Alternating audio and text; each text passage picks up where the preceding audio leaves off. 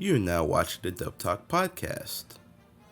We here at the podcast would like to remind you that this is not the full film of Pompo the Cinephile. Rather, this is a discussion of the English dub of the film. If you want to watch the film for yourself, it is available on Blu-ray and DVD from G Kids, available at the Crunchyroll store or wherever you buy your physical media.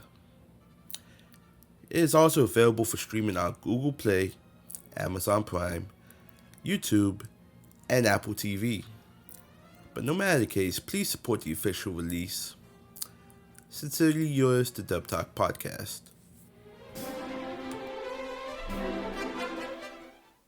All right, quiet on set, and action. Cut. No, that was awful. Do you even know how to act? Fine, let's go over it again until you hammer it into your brain. Warning, the Dub Talk podcast uses strong language that might not be suitable for younger audiences. Listener discretion is advised. This podcast will spoil all of Pompo the Cinephile and possibly other anime. Please use caution in case there is a series you haven't finished yet. And finally, the opinions expressed are those of the individual participants and do not reflect the Dub Talk podcast as a whole. Got it? Now from the top.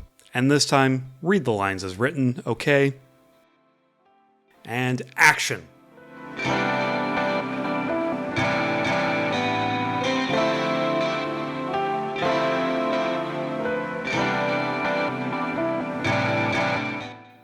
Hello, fellow movie buffs and audiophiles. You are now listening to the Dub Talk podcast, the latest and greatest in anime. And in case you're wondering what is with my voice tonight, if you couldn't tell by the title, we are in the middle of our Summer at the Movies programming, where last week we've covered the Ayokata film Maboroshi, and this week we're bringing you something different. And basically it's not just one, not two, maybe three movies in one if you think about it. Yes, that's right. If you can't tell by the title, we'll be covering the movie Pompo the Cinephile, animated by Studio Clap, licensed by G Kids, and dubbed by our fellow folks at NYAV Post. Oh boy, this movie this movie should pull at your heartstrings, or maybe give you a laugh or two. I mean, it's got some Hollywood tropes here and there, but in case you wonder what it's about, I'll bring out of the movie capital in Hollywood. Pompo has been shooting one big great entertainment flick after another that anyone would enjoy. One day, Pompo's movie buff assistant, Jean, spots a new script written by Pompo, and is moved by its exquisite story. However, Pompo tells him to direct it, thus Jean takes on his first directing gig. Meanwhile, Natalie, an ordinary girl who just arrived to town with movie actress dreams, has been discovered by Pompo. Now, this is a pretty interesting film we picked out here, because tonight it's my buddy, me and Jackson covering this. And in case you haven't remembered, when last we spoke, it was we covered Girls und Panzer the film, if I'm not mistaken. Yeah, pass the popcorn. Oh, that one was an exciting action movie, and this is quite the opposite. Well, that one was basically a reenactment of war history. This one is basically a reenactment of Hollywood movie tropes and goings on in Hollywood, which, funnily enough, I'm from Hollywood myself. Actually, I'm from Hollywood, Florida, to be specific. Okay. Now I understand. But much like Hollywood, Florida, this movie itself is modeled after Hollywood. Yeah, it's kind of a strange story. That part I don't really want to get into because we don't have enough time for all of that. Yeah. It's not Hollywood. It's Nollywood. And end of thought. Yeah, I swear to God, if they make a New York Lauderdale, I'm just going to lose it. Oh, if I could do the tongue twister from Bakemonogatari, now would be the time. If you want to, go ahead. No, I don't got it. Yeah, so I will admit, because much like most of Hollywood productions, this movie wasn't my first choice, or my second, or third, fourth, fifth, or maybe sixth choice. We people have productions and meetings for these kinds of things. That's what makes a good production. Good production. That's what makes a bad production. Bad production. Just don't get. Just don't schedule a meeting on Monday, for the love of God. I somehow got 2 of my first picks in that doing the Summer at the Movies OVA episode that we needed just to fill in a slot was one that I'd been trying to do a long time. This one was also one that I had on my list to do a long time. It helps that my list was pretty short. Yes, yeah, short list is sometimes a good thing. You never know when the right opportunity is gonna pop up. Just like for our director, just like for our newfound director and newfound actress. But speaking of directors, we it's kind of an inception kind of thing because you need somebody to direct a movie, but you need somebody to direct this movie. We should get right into it. We're going to talk about ADR director and scriptwriter, who happened to be one and the same on this production. That is Stephanie Sheh. Stephanie Sheh, if you don't know who she is, this is probably your first time watching some of the movies. To which, this is not the movie. This is a discussion of the movie. The fact I have to repeat this to you every year kind of really frustrates me. But hey, it's the internet for you. I don't mind the view count. Just don't leave a comment. Leave a view and don't leave a comment. It's great. It's fun. Though if you leave a rude comment, I will delete it, just so you know.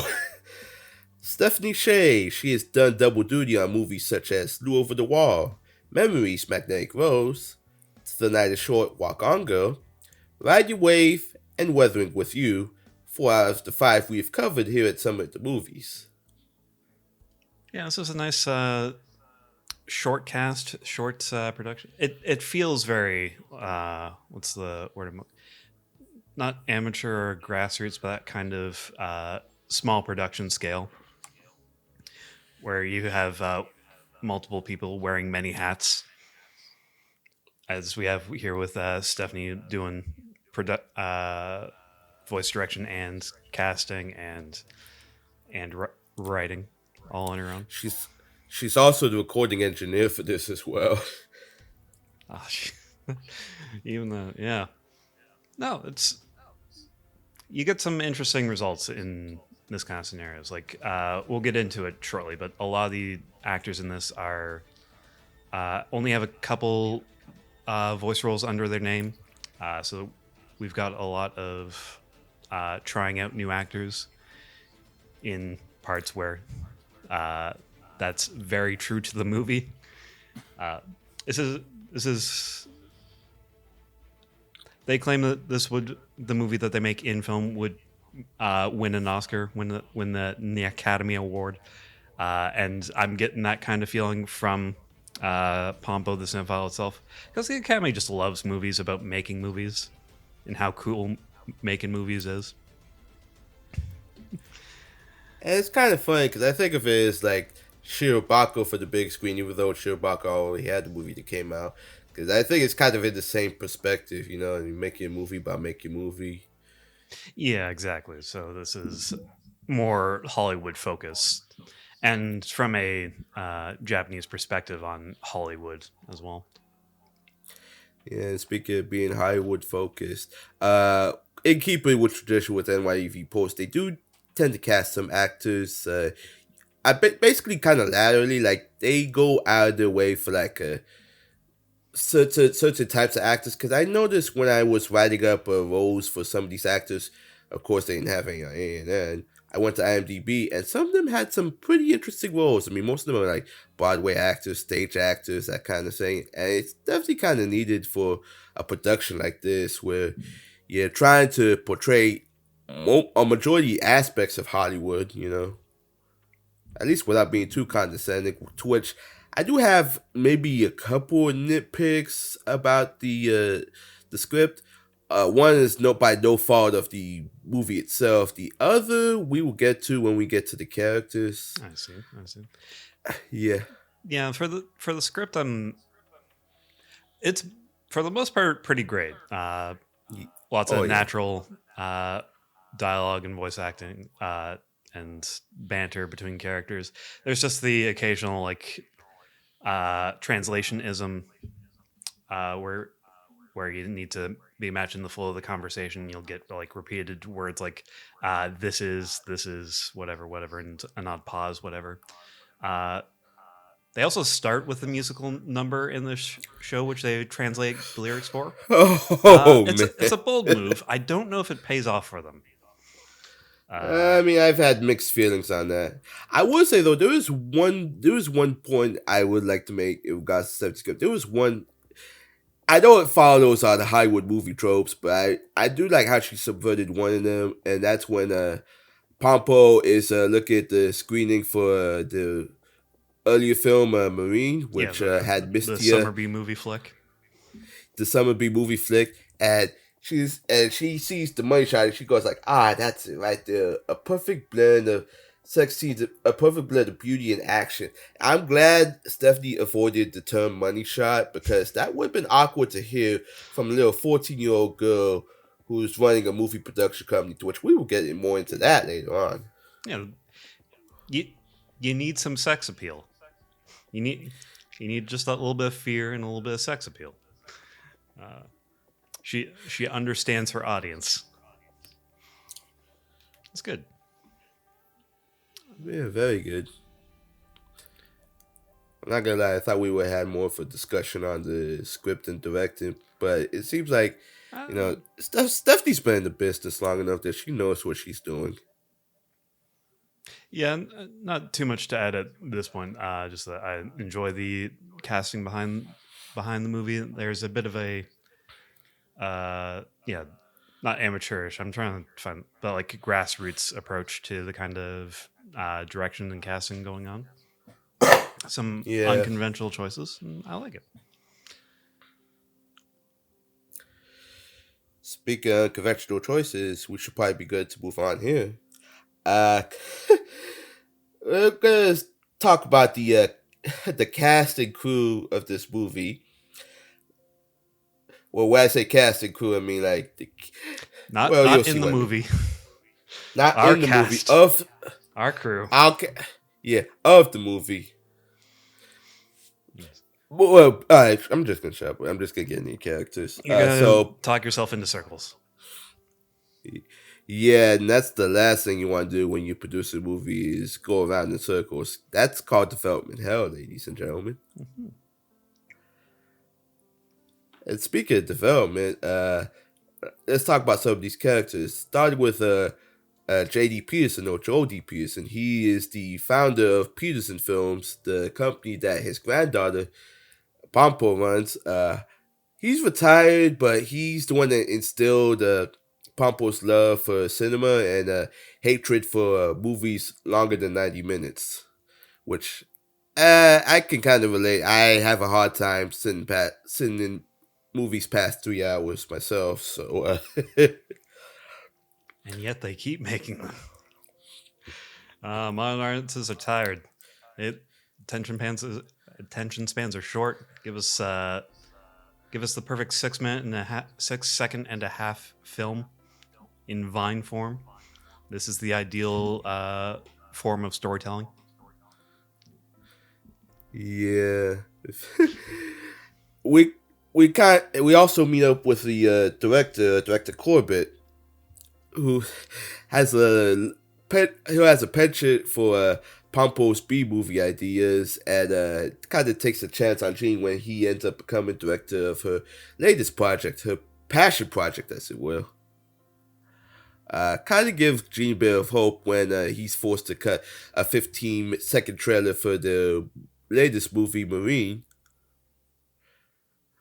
We also meet with one of Jean's old high school buddies, or bullies, or however you want to look at it, Alan Gardner, who's an investment banker at the Bank of Hollywood. Helps Jean out. Basically, he helps Jean out after funding his portion for his movie due to needing to film extra scenes for Meister. Kind of takes a chance, he and his boss, and comes up with possibly the coolest solution I've ever seen. Basically, what he did was they filmed the whole presentation and live streamed it online around the world Yeah, required because they people against their will. exactly because basically they know that deep down in the core, dreams are not gonna land the funding they need for this movie. So they not only kickstarted, they showed figures of how the live stream played out, and basically the moment, basically the moment everything together was when Alan is pouring his heart out and the figures spike on the metrics. Basically, he essentially pulled the YouTube to help fund Gene's project, which I think is pretty cool, especially this day and age where, if you're a content creator like Jackson and myself, a lot of times metrics are everything, even though most of the time we're kind of doing this podcast as a hobby. But metrics are everything to the bigger parties involved. Yeah, it's been a hot minute since the last big Kickstarter, but this is essentially going through the real phenomenon of kickstart like the first 10% of the movie and then get your venture capital funding from investors who see potential in the project by proving interest. Yeah, the last time I heard about a ploy like this was a certain anime redub that apparently did not go over very well with people, and I'm just waiting for Nozomi to put out the Dirty Pair Blu-ray set, and then I think I'm done with Kickstarters for a while. Oh, I wasn't talking about Dirty Pair, but Root to Justice, if you're somehow listening to this, you will know exactly what I mean. And then we have basically our cast, our movie stars, as they will. Well, 3 movie stars and a fictional character in the latest film.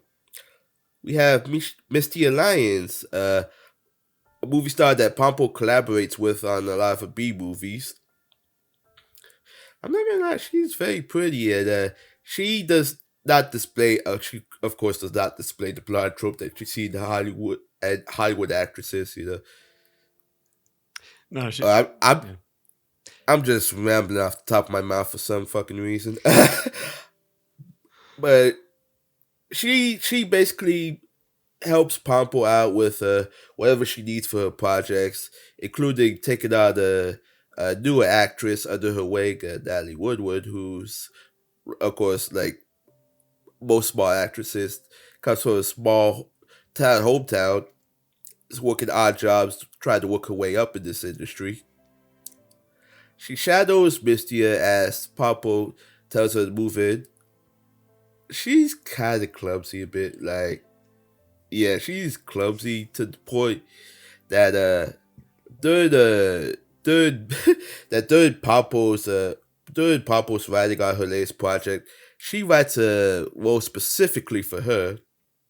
Mm-hmm. She also writes a role specifically for Martin Braddock, who is obviously Martin Brando parody. Yeah, I thought the same. Yeah, so did Wikipedia. He hadn't done a movie in the last 10 years because, there was nothing that really struck him passionately. And then the director gives him a piece of advice that he's kind of only on the inside to be as more engaging as possible. But why I find it interesting about Martin is that how he plays character to the core in this latest movie, which is called Meister, to the point I think in some aspects it felt like J.K. Simmons from Whiplash. Yeah, that's the one there's definitely a bit of Whiplash in there where yeah. In particular, the scene where he's just whipping people with music notes and being like, "Do you even know how to play? Do you even want to be here?" Yeah, his character's name is Dalbert Cherny, and he seems to have a huge passion for music, but suddenly becomes a bit of a hot-headed egotist to the point that his buddy Coachman tries to remind him of a simpler solution, and he kind of quits on him when he kind of needs him the most, tells him he needs to cool off, and ends up taking a trip to Switzerland in this movie within a movie. Mm-hmm. Yeah. But directed and producing this movie, I'm gonna start with the director. We have Gene Feeney. production assistant to Pompo, our main character, is where I say our main character, but Our title he's character. in the our title character basically. Huge movie buff, kind of antisocial, sleep deprived. You can see the bags under his eyes, for God's sakes. I mean, he's so sleep deprived, he literally lost pigmentation. I mean, my God, he looks so unhealthy. But he's as he says at the end of the movie that in order to create a great product, you have to give up everything. You have to give up your life, other people's lives, even their money. Which is amazing coming from an editor standpoint, as you and I have both had to edit the dubbies. Yeah, Good God Almighty. Oh, right. To when, No, I wasn't even thinking of the dubbies. I was thinking of some other 4-hour episodes. I With have to 5 participants. I volunteered to edit an upcoming 4-hour episode, which, oh boy, over the course of 2 days as well, we did that. Which, by the way, I want to say I'm sorry about that because you had to do visuals on the 22 W's, I think it was. I was doing. Yeah, you were doing it was visual. Yeah, it was visuals on that, and I had to send you the audio. It took me 2 weeks.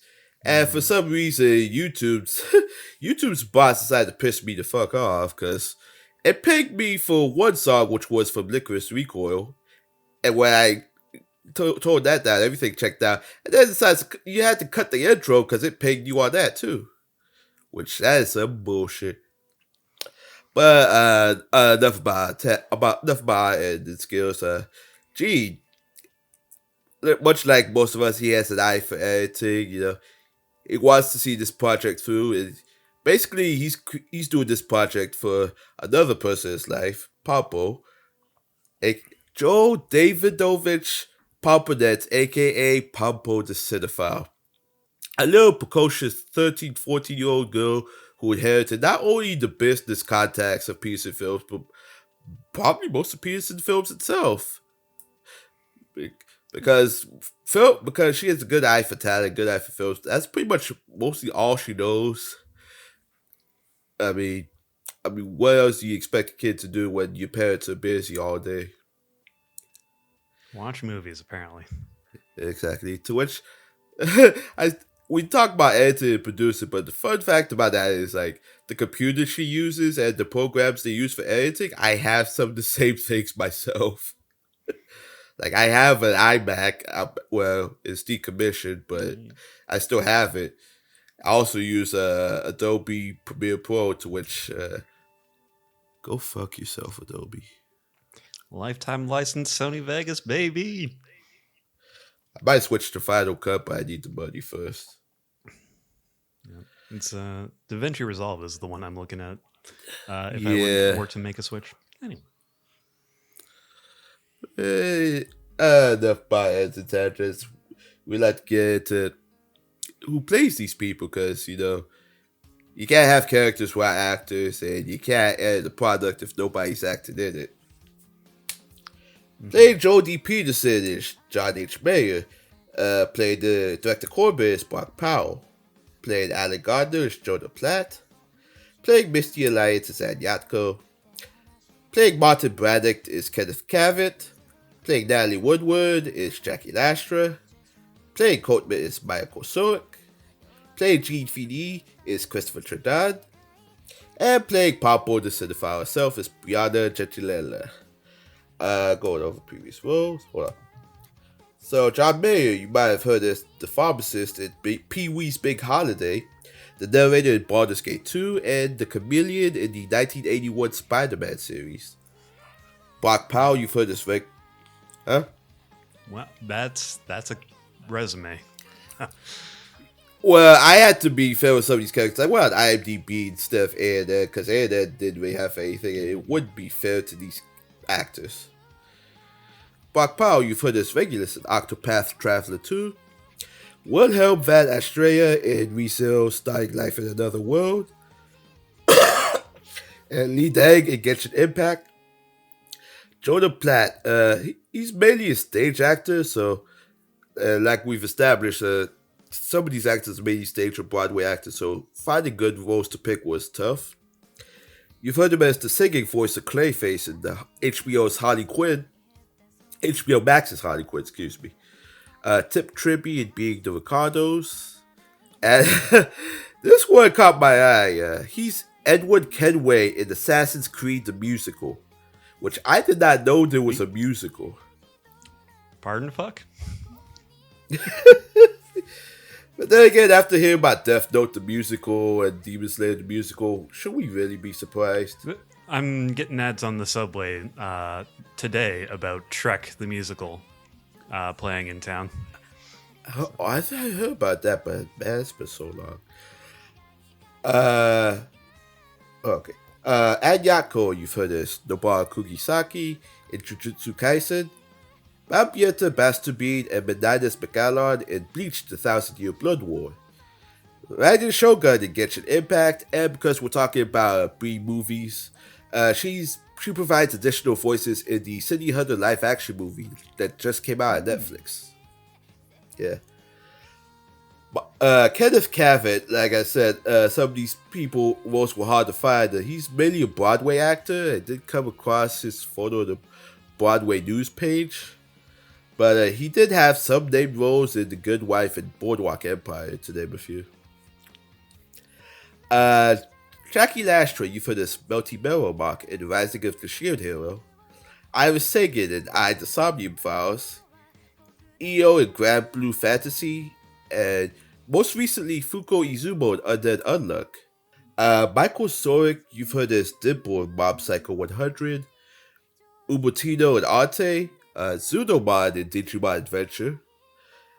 Like I said, some of these were hard roles to pick because basically Michael Sorik is one of these people he's been around a long time. Like you've heard his voice and stuff, you just hadn't been able to put a name to it yet. But one of the most interesting roles I did find the other day, he's played Fidel Castro in a few TV properties. Multiple times? Like, he's Fidel Castro's matching English voice actor.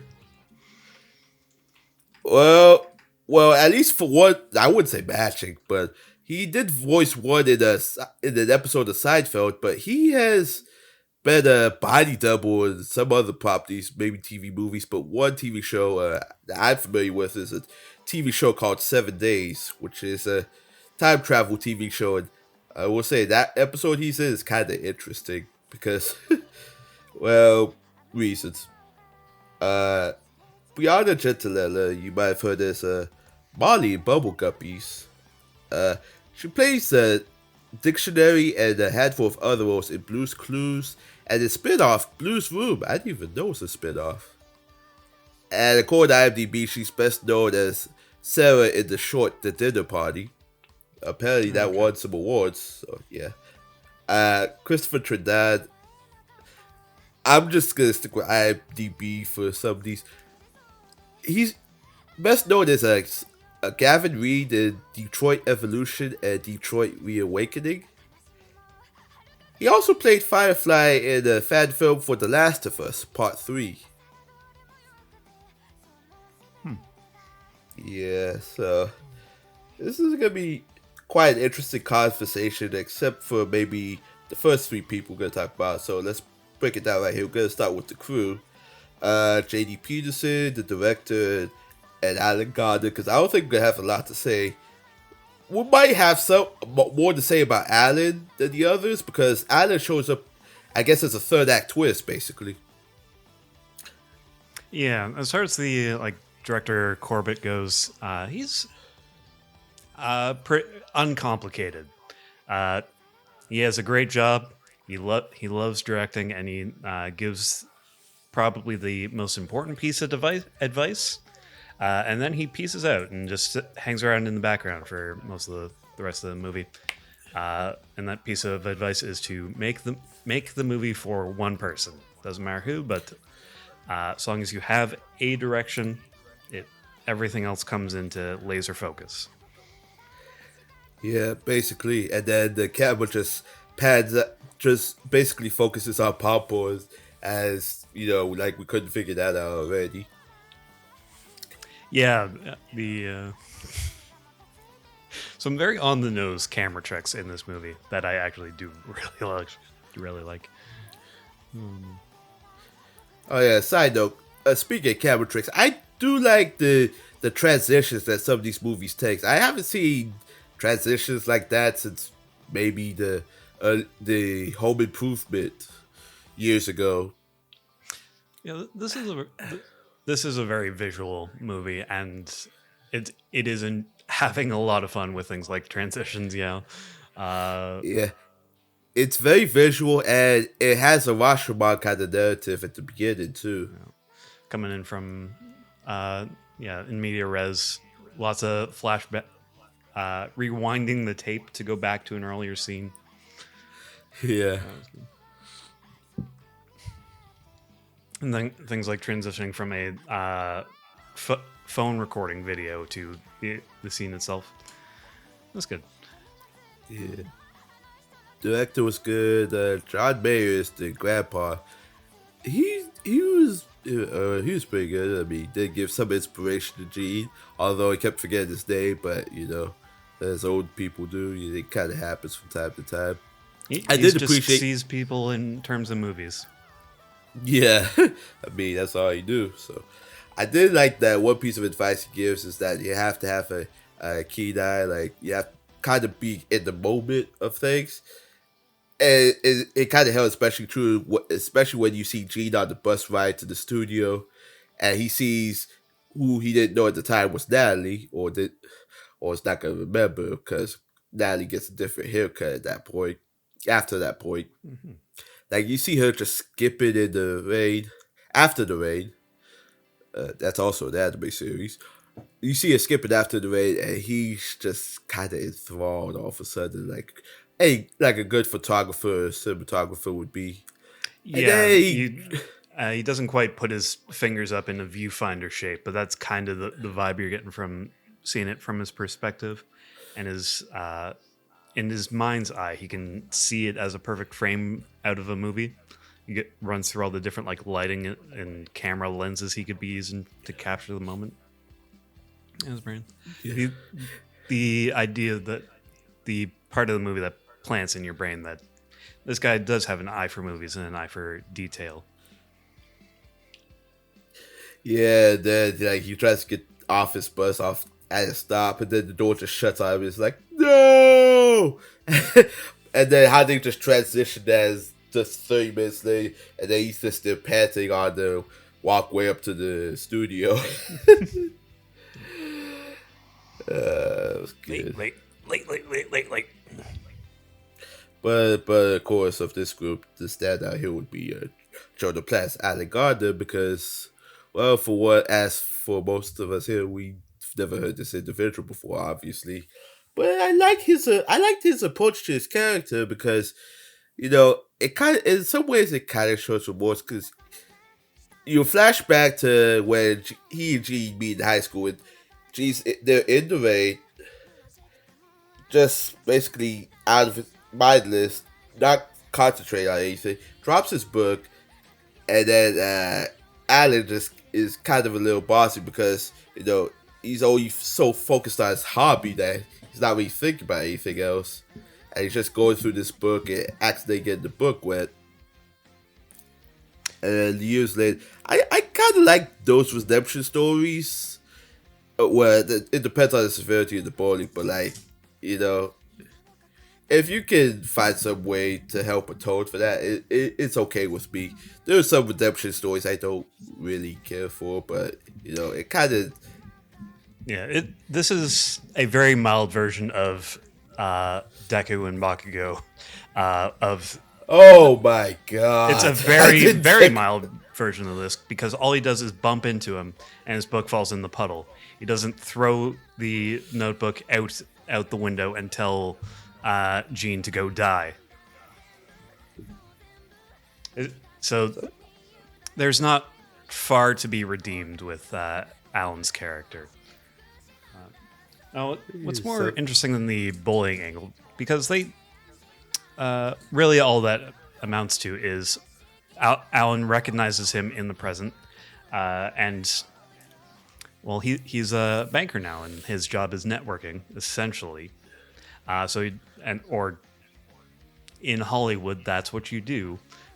So he just asks him out for coffee, gets a vibe from him, and wishes him well, and then comes in later on to help out with the movie production because he actually has earned a bit of Alan's respect, if not maybe a little bit of envy.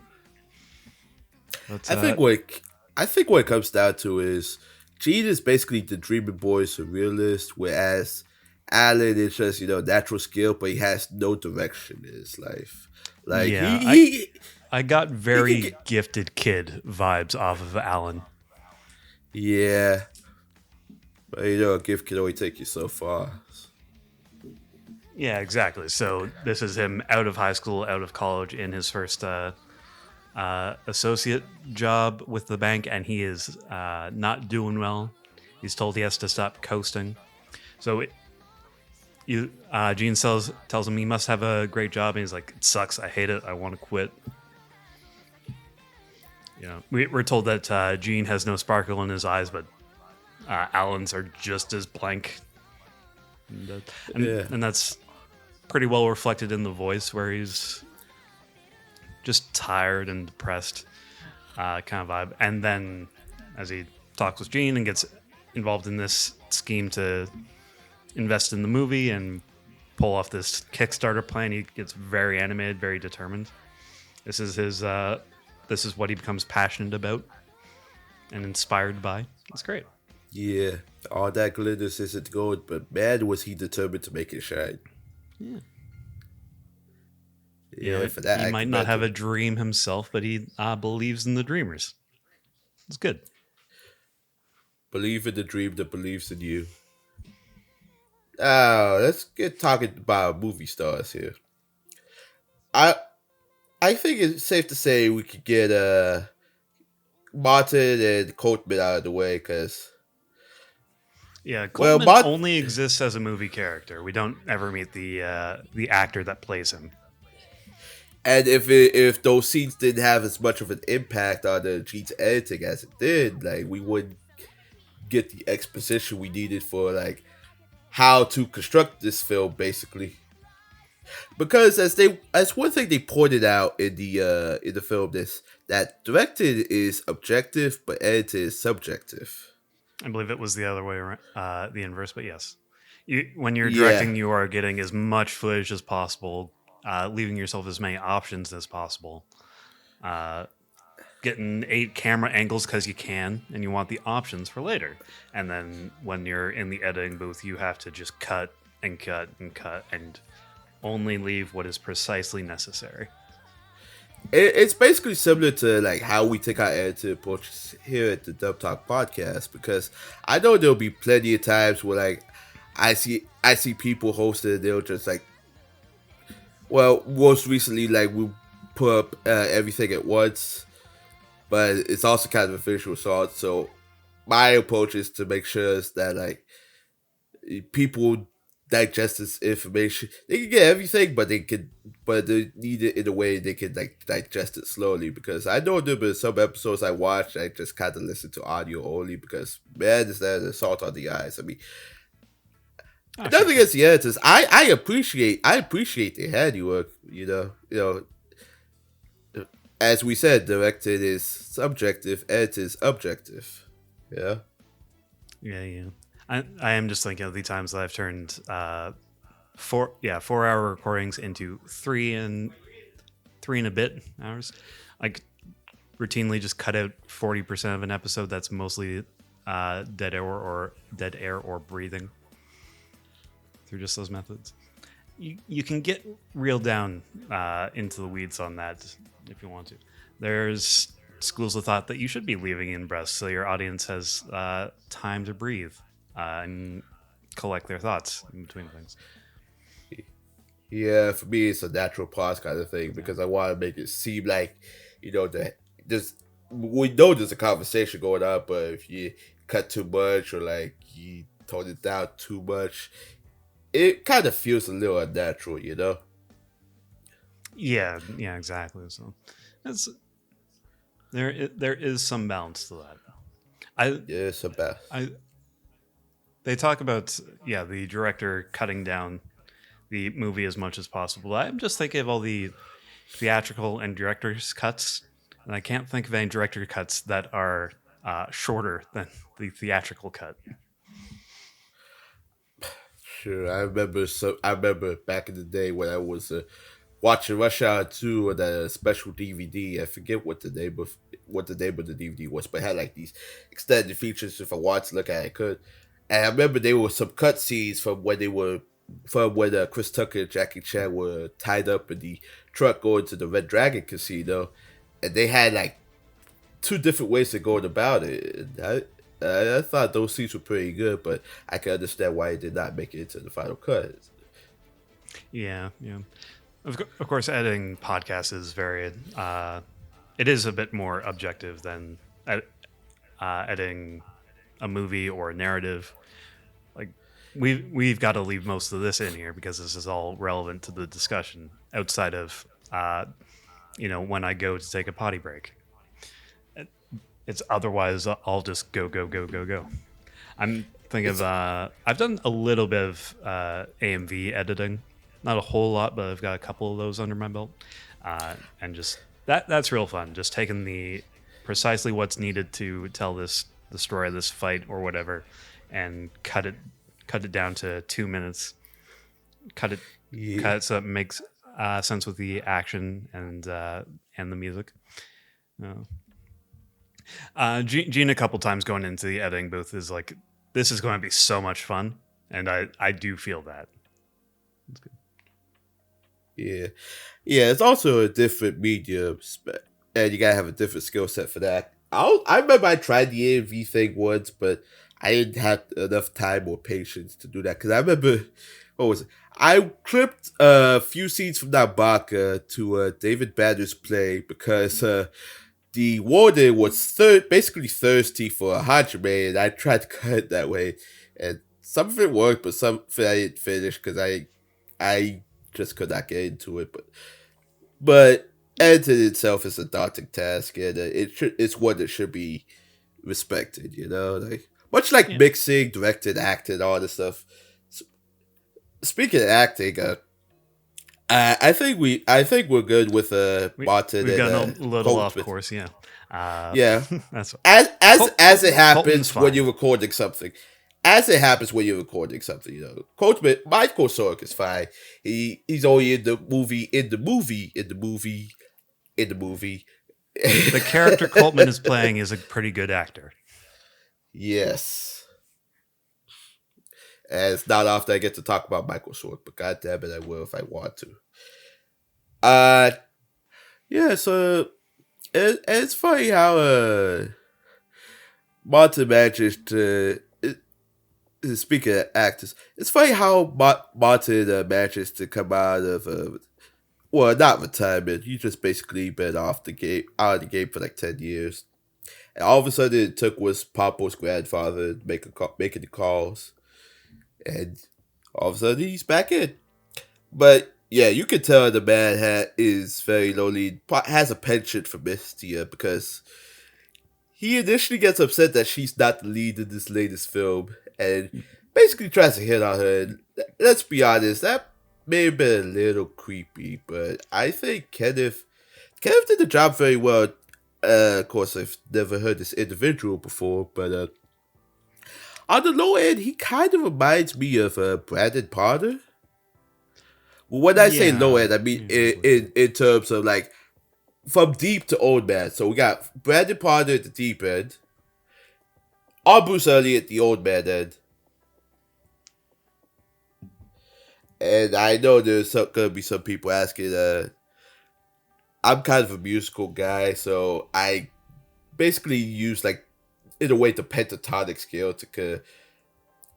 This is my version of the pentatonic scale, and like I compared it against other voice actors I've heard before, because certain tones will ring in my head when I hear them. So that's what came out of my head, basically. Yeah, no, I get the vibe of like a great character actor from Kenneth, and like Martin comes on and is very charismatic immediately, just big and boisterous. laughing it up, having a great time as the actor Martin, and then as soon as he very much as soon as he's on screen and in character again, he locks in entirely and is able to switch it in. Like most of that is coming from the animation and what we're told about the character, but we do get some of that voice acting, or we do get some of that acting through the voice from Oh kind of. yeah, You know, I'm yeah. I getting like. very in the mood to watch some old episodes of what was that TV show called? Like No Small Parts, No Small Actors. I believe it was that. Just goes through character actors like Keith Richards and those types, or not Jackie Chan, not John Woo, but I'm rambling and this can get cut. But no, just great character actor. One those faces that you recognize in the background of just all of your favorite movies. Yeah, basically. Yeah, I really liked when he manages to switch from his oh I can't say old man persona because The there OG was San persona. his in real life persona to his acting persona. I must ask Steph if she knows who this guy is because she loves Broadway and having that as skill set as a Broadway actor because there probably might be a good chance he had to act in the part that was he had to act in the part that was also in another part of a production. If you get what I'm saying, basically like how we describe it, the movie within the movie. You know. He probably has that skill set where he can just go from playing the two different parts of the character in a single take, coming in and out of the role on a drop of the hat, because with the theater training behind it. Yeah. So we're done. We're okay here. Yeah, I think we're. Add Yako and Jackie Lasher. You know what? Let's save Ed for last because this is gonna be interesting. Jackie is Natalie. I don't listen to a lot of Jackie Lasher roles often. I mean, I've only seen clips of Undead Unluck and I haven't started it yet, but it's kind of the same tone here.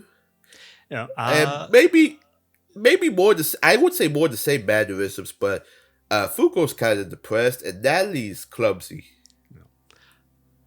yeah. Jackie Lastra is arguably the character or the actor I'm most familiar with out of this cast. Surprisingly, just to set expectations of where the hell Stephanie got these people from. I don't know. It wouldn't have been the first thing that I heard Jackie Lastra in, but pretty close to it. But yeah, I know her from playing The Somnium Files, which we did an episode on, and I've watched through all of Undead Unlock at this point. Yeah, Natalie's a interesting character to play as an actress because it's a unconfident young actress that she has to play. And when you're fresh faced like Jackie is, you're closer to the subject material than typical. So you get that fresh faced kind of nervousness and that nervous excitement that Natalie gets across. There's a lot of failure and rejection and some bad acting that she gets up to early on. The bad acting. And just reading lines out that come out kind of sour. Sorry. Yeah. I really appreciated what Jackie had to show here, and it definitely does feel like it like comes from a place she's been before because, like you said, she's fresh faced, new. Yeah. Of course, this is obviously not the first thing we would associate her with, but she probably had to draw from that experience into Natalie. Yeah, if I was thinking of like Fuko, for example, who also starts kind of unconfident and then grows into a shonen main character, and gains confidence. There's a similar vibe to Natalie when she is actually on screen uh, in character, acting as the movie character Lily. It's interesting. Yeah, Yeah, that's it is. Your mileage may vary on whether the fake bad acting that Jackie is doing is working for you, or if you think it's just bad acting. yeah, that is true. But even though this movie kind of predates Undead Unluck. Mhm. I would say about bad acting though, and it's funny because I was listening to something on YouTube the other day. It was okay, so you've heard the show Tomo Chan Is a Go, right? I have. So the actors had a Q&A the other day on Twitch, which they just uploaded the video on YouTube. And one of the things they were asked about was what was the hardest bit, what was your favorite bit to record in an episode? And one of the things Caitlin was talking about was she had to record Lexi singing awfully in the karaoke scene in the show. Okay. And she did that in one take. And what it was is that Lexi was a musical theater actor. So the fact that, the fact that Lexi understands from a place of musical theater acting, they would be able to know the difference between a good singer and a bad singer. The fact that you had to be a bad singer is kind of a little difficult in and of itself, but I think Lexi did that perfectly. And that's the same vibe I'm kind of getting here with Jackie Lastra's bad acting in the movie on purpose. Just to clarify. Yeah, it's tough to be convincingly bad and instead of just like playing it up bad. It's hard to be good. It's even harder to be bad because you have to go against everything you taught in that moment. Everything you were taught in that moment. But I appreciate what Jackie had to do for those scenes. And Yatko. My God. Well, first off, the only times I've ever seen the character look like this were, okay, Bento and Patty and Stocking. Sure, this very blonde, but Well, also very just long, kind of messy hair look to her. It's the unique design and the B movie feel to it. Yeah, she looks like an anime character in comparison to most of the rest of the cast, save the main character. But the fact she's got that, the anime eyes, unlike the rest of them. Yeah, but the fact that Ad plays it pretty girly, it does give. I mean, okay, I will be playing girly. I mean, plays it with a certain feminine vibe, if you will. To the point that of all the characters in the movie, she is my favorite.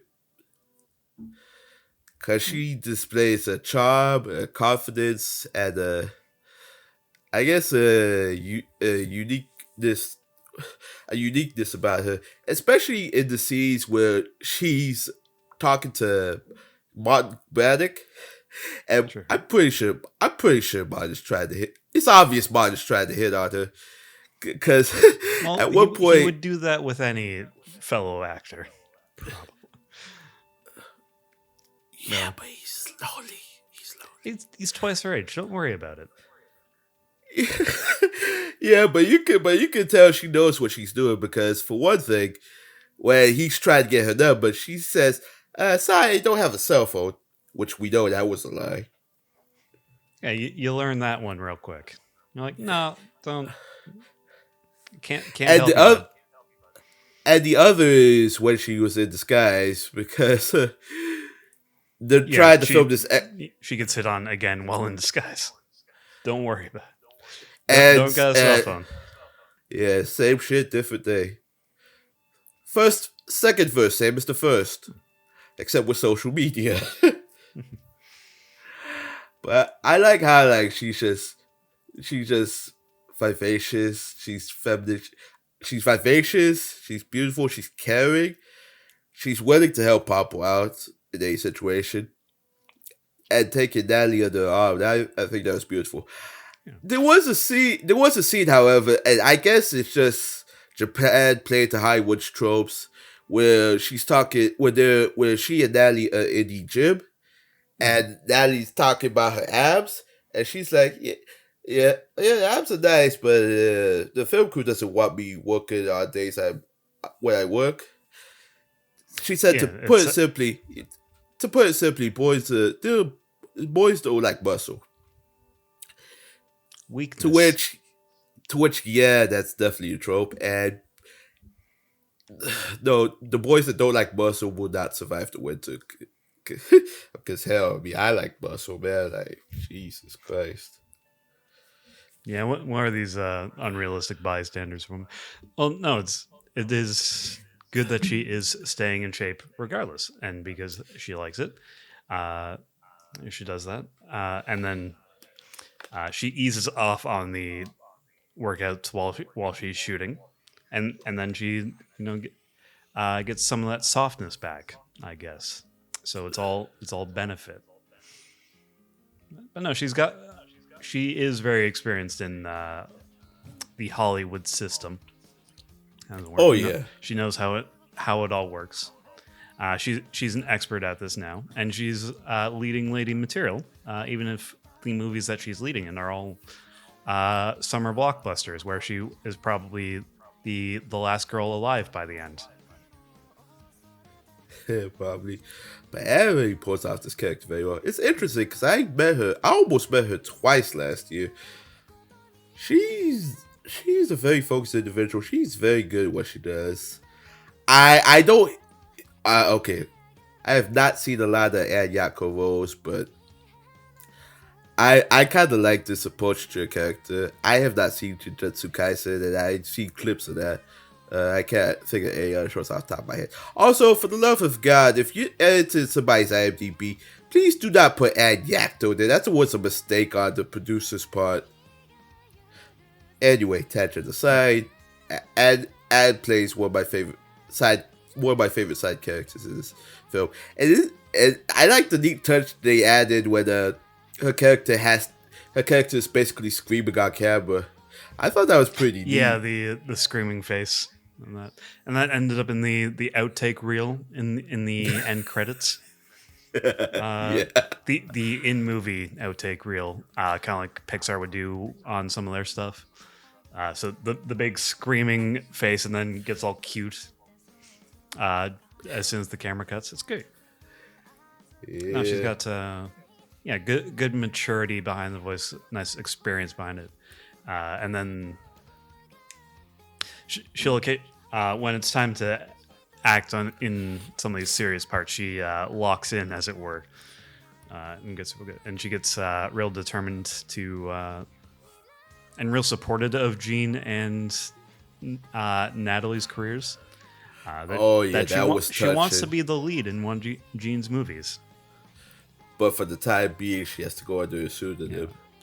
She'll go under a pseudonym. She'll go in disguise. She will make her debut as the lead, and she doesn't want to upstage the lead. She does. Is the basically? I think the subtext of that as well. Yeah, basically. Not her time yet. Not the time yet, but whose time has come though? Jean and Pompo. I'll let you pick which one we'll talk about first, so because it's kind of interesting how. Yeah. Maybe let's start with Pompo, because Brianna was who I gave a W to a couple years back, or when this was up for the W's. I remember just as that. a voice actor to watch. I believe it was. Yeah, and she was playing this very Taiga Aisaka looking, very anime design with a lot of maturity behind the voice, actually. Which was I would say, like, it's still cutesy, but it's not. Yeah, I know. It's not very. It's not anime. angry.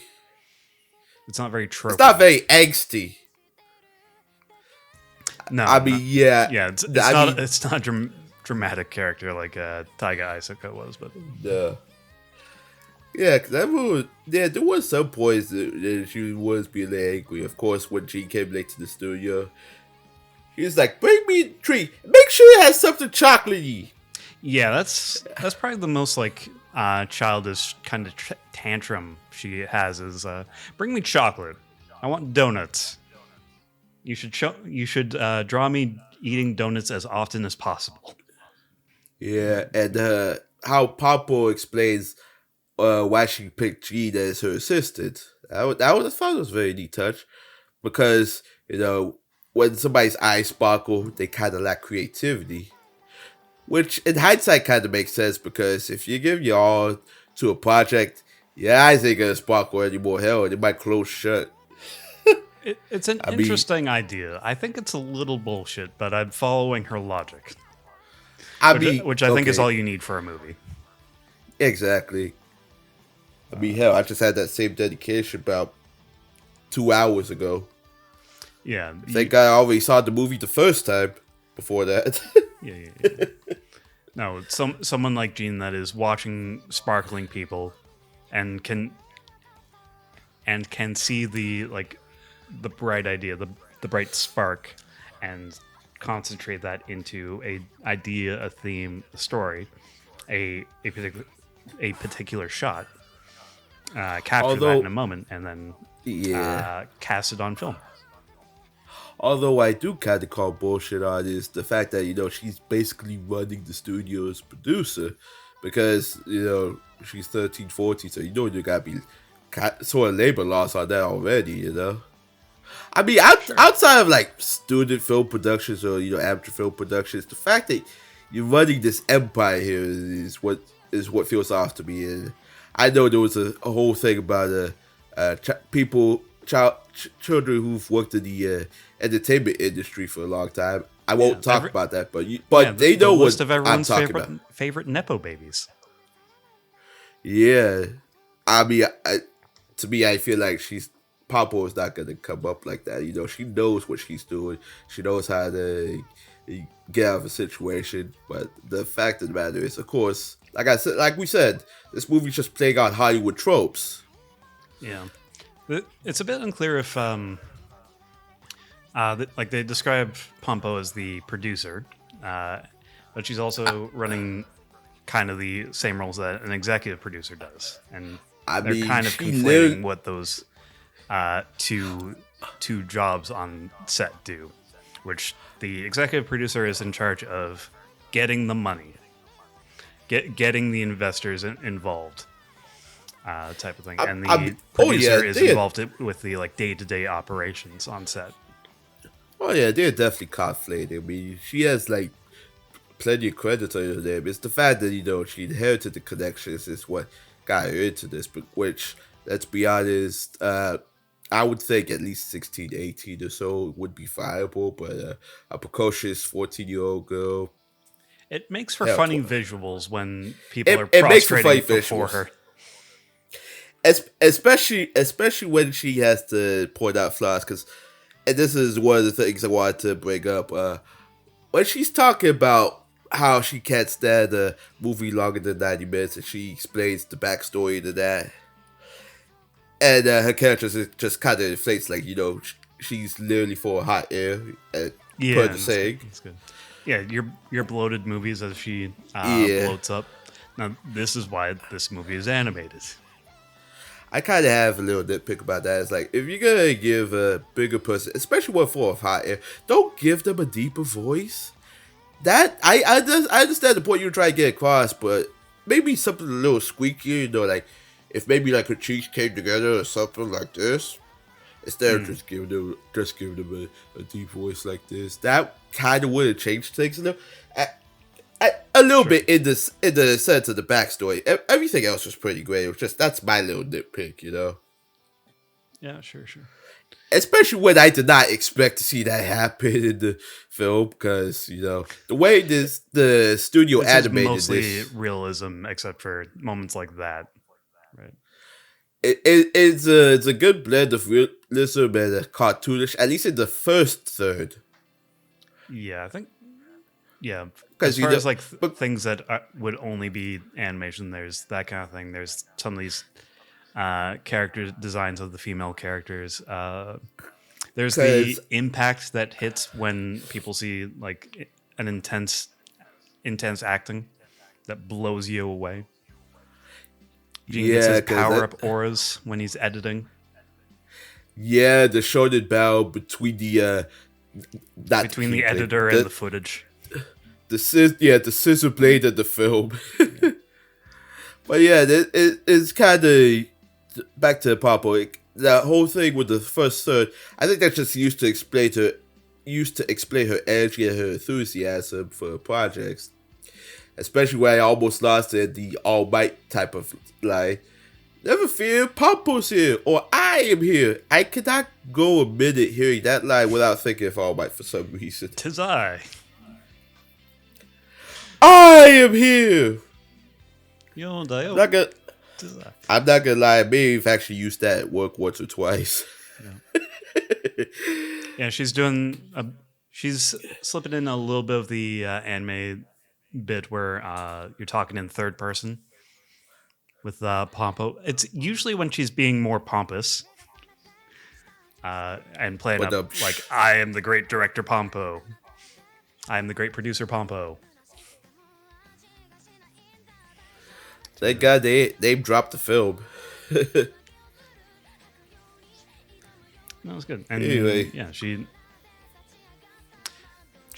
has this aura that's like wise beyond her years, but that's not quite what I'm trying to describe. She is more mature than like the character design leads you to believe, or this childish nature leads you to believe. She has good ideas in her heads, even if they're like petty reasons for them. Like movies longer than 90 minutes are boring. I just hope that director's just obliging her just for the sake of obliging her, because there are B movies, then there are B movies, and then there's Morbius, but we don't talk about that film. Yeah, there's a. Oh, you said Morbius, not more BS. Same shit. Yeah, and no, she's just she sees potential in people, like a good producer would. She has connections and she can put the pieces together and assemble a crack team to make good art. She handcrafts the script for this director and this actor to craft coal into diamonds, as it were. She gives them both early tests, like this editing project and this acting training, because she wants to move them up to the next step. It's very interesting. She's making plans right away, even from the outset. Making moves, if you will. And speaking of making moves, we should move on to Gene. But who's a hardworking individual who really needs to get his head out of the ground, and I think this guy definitely has what it takes. Christopher Trinidad is Gene Finney, to which it's kind of okay. So here's a small little tangent. When this movie first came out, they announced the production, they announced the cast for this, and I misread his name as Christopher Trinidad, because for most people that follow me on Twitter or in our private Discord, I am a Caribbean American. So the fact that I read this Trinidad is not Trinidad, I just found it hilarious, which is funny because his Instagram is, I think it's Trinidad Bago, which is like Trinidad Tobago, which is like Trinidad, yeah, Trinidad and Tobago. That was it.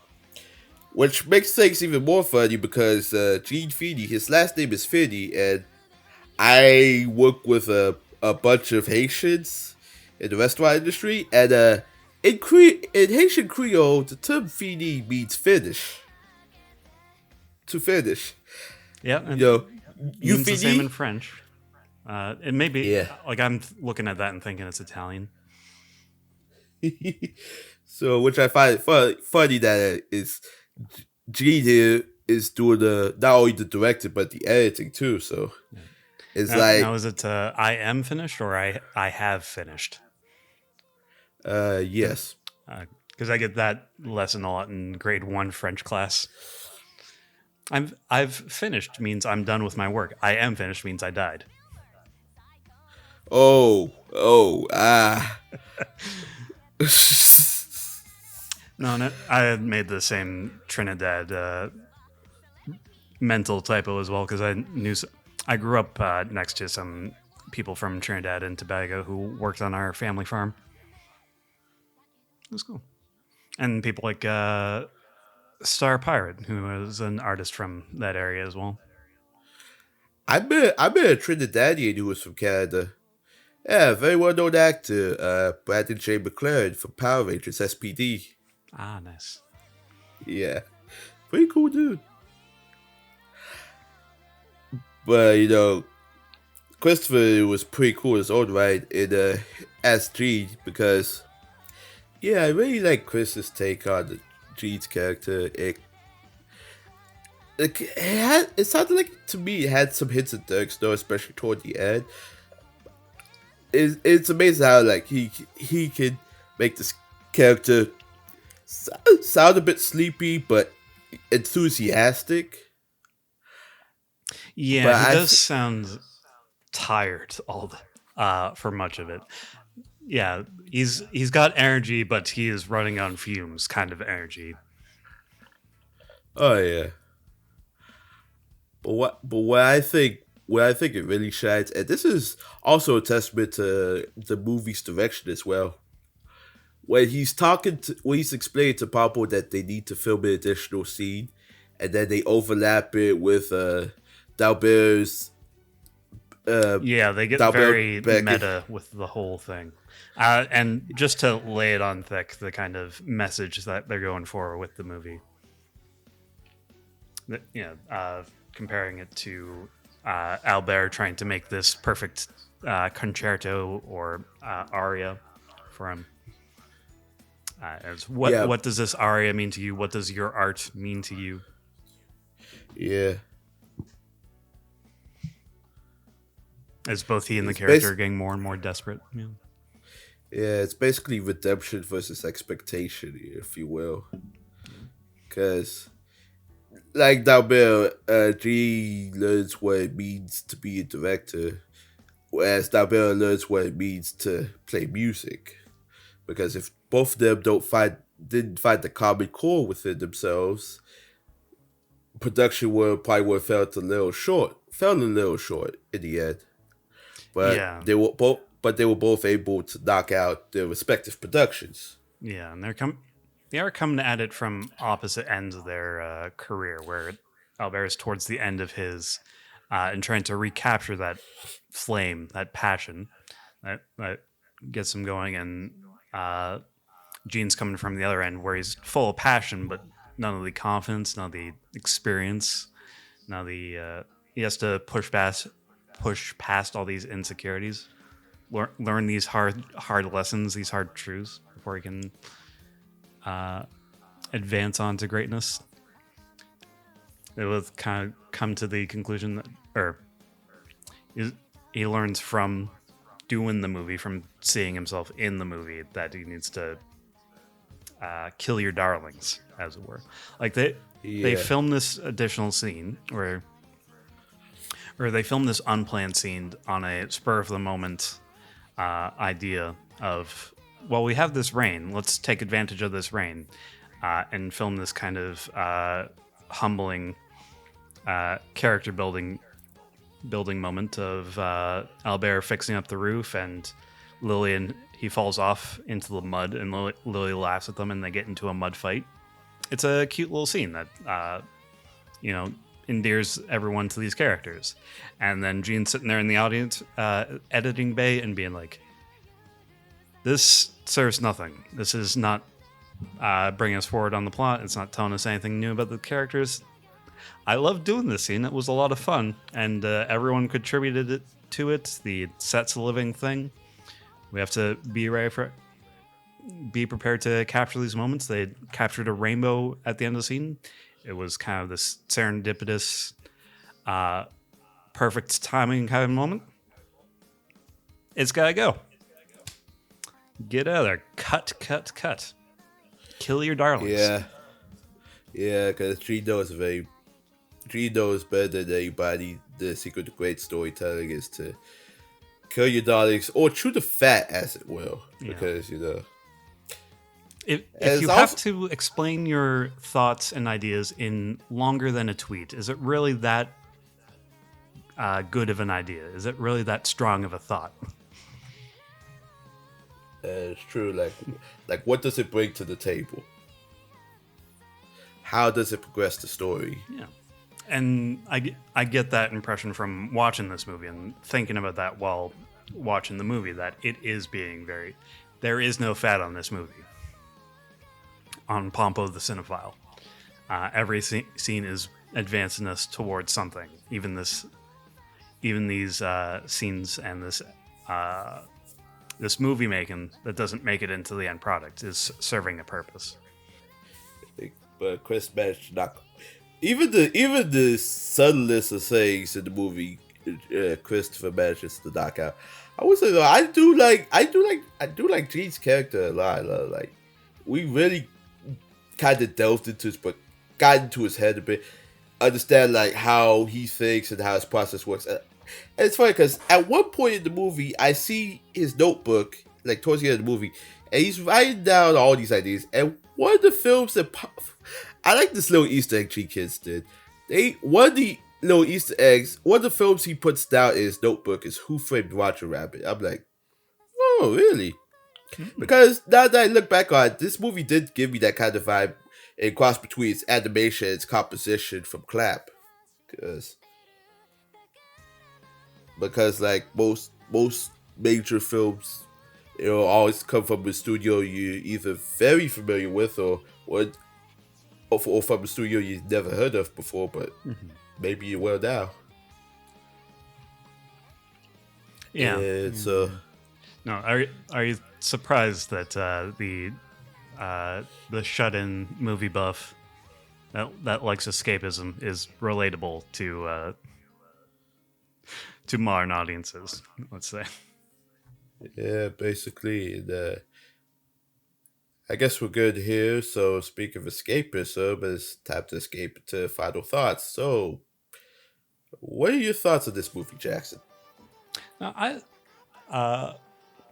shock of shocks, the idea, what the Academy enjoys of this is why we like movies. This is how we view our art and seeing ourselves in our art. Is appealing, is worthy of praise. This reminds us about why we have the passions that we do, why we have the dreams that we do, and I do. You and I have this perspective of being editors and finding the core ideas of what we need and what we don't need in a story. That's an interesting angle on this, where you can take the objective and realistic view towards a piece of art, and make it better in that way. Cut it down to the concise ideas, the strongest ideas behind it. Time it out and get it now down to 90 minutes exactly.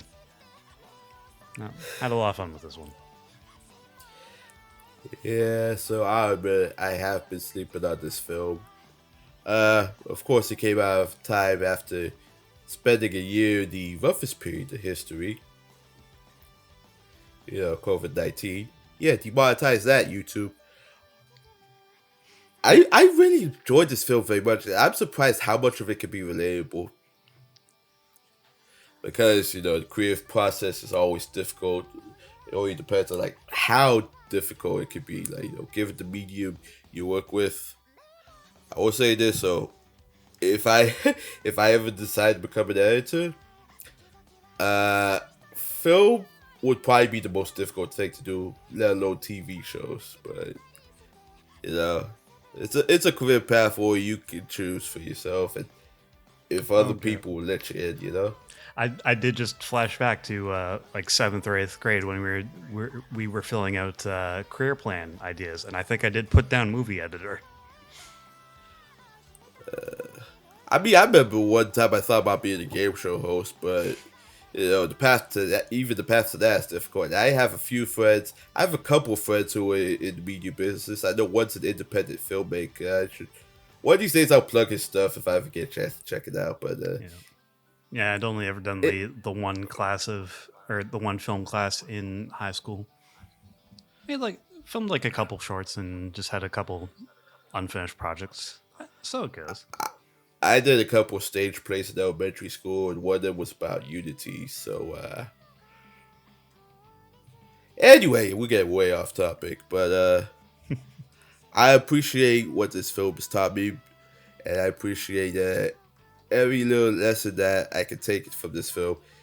And let me say, the struggles are real in Hollywood, especially even now. So the fact that this film was made in 2021, like post-pandemic, yes, the pandemic's still going on, people. Writer strike. Pre-writer strike. Oh boy. The day we're recording this, they've just announced a voice actor strike. So, but the times they are exciting. Yeah, thank God we didn't strike out with this film. But I do think it's definitely something everybody. I definitely do think it's something more people should watch because it is a treat. Let's just put it that way. Of course, your mileage may vary if you're into Hollywood tropes or not, but and it respects your time. So, it's not going to be a lengthy time investment. You can clock this out in an afternoon. Yeah, basically. You have no reason not to. No reason not to. And we should probably clock out before this recording itself hits 90 minutes. I so want this recording to hit 90 minutes exactly. I wanted to too, but let's not try pull Baba Roshi at this point. If you want to see the movie for yourself, you have plenty of ways of doing it. You can buy the Blu-ray and DVD from wherever you get your anime, from the Crunchyroll store, etc., etc. You can buy it or rent it on YouTube, believe it or not, because I tried to do that today. I already own the movie, so you can also I had rented this physically from a brick and mortar video store. Yeah, you can also unusually you can also rent it from like Google. If you have Google Play, you can rent it from the Movies and TV app. You can rent it from Amazon Prime Video. If you've heard rumblings about it being on Tubi TV, unfortunately that is false for right now because I tried to check myself and for some reason, and somehow it wasn't even there, but I don't know what happened. Maybe they don't have it yet, or it's probably available in other countries. If you're interested, because this is also based on the manga of the same name, you can pick up the first couple of volumes on wherever you get your manga on Crunchyroll. Crunchyroll has the first 3 volumes, and at the very least. You can also get it on Google Play Books, in the iOS store, wherever you get your manga. As for us and what we get up to, we're the Dub Talk Podcast. We can be found with new episodes every other Friday at 5 p.m. We can be found at Dub Talk Podcast on YouTube. We also have feeds on Podbean, Spotify, wherever we have an RSS feed. Links will be in the description. We also have a Ko-Fi and a Patreon if you want to support us. For Patreon, if you pledge the $5 tier, you at the very least get your name shouted out on the internet, to which we would like to thank Marissa Lenti, Megan's mom and dad, and Michelle Travis. But for $10, you have a chance every quarter to nominate an episode. Please keep in mind it has to be up to 26 episodes in length. Read the contest rules beforehand, and it has to be easily accessible. to which you can vote on what we get to watch every quarter for this channel. In our $10 tier, we like to thank Anthony Brown, Carly Leistercow, Crimson Kinder, Julie W., Kimwa Soup, and Otaku Anthony. Thank you, you are all lovely people, and keep on pledging. We also like to thank our composer for our theme music, Gabriel Polchinelli, aka Pompoko in the Distance. You can find more of their work at pompokointhedistance.com or at Gabe R. Polchinelli on Instagram, Twitter, TikTok, and Facebook. They're great people. You should check out some of their work. As for what we get up to, my name is Jamal. I can be found on Twitter and Blue Sky at Jamstar529. I'm still planning on doing solo podcasting. Right now, I'm in the middle of a huge watch fest. I'm kind of behind on some Blu-rays I'm supposed to be watching, and I also am in the middle of a watch challenge with a friend of ours in our Discord. But yes, the recommend or die challenge, as it were, that we have stolen from Super Eye Patch Wolf and Wooly Versus. You should watch that podcast as well. It is quite entertaining. Alright, since you want to plug this stuff, why don't you plug yourselves? I am Jackson, Nine Clawed Tiger in most places. Don't have too much to plug of my own work. I have some AMVs on a channel somewhere on YouTube. Some editing projects. Going through that kind of thing. No, not much else to plug otherwise, though. We're getting on up out here. Hey, my only plug is the next time you go watch a movie, sit through the credits.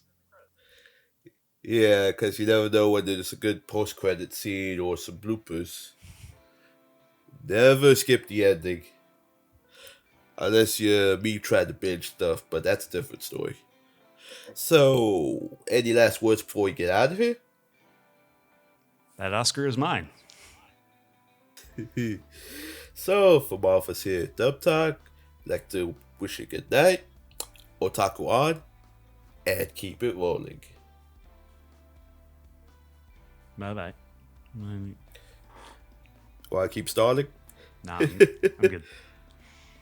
Damn, we're almost there too.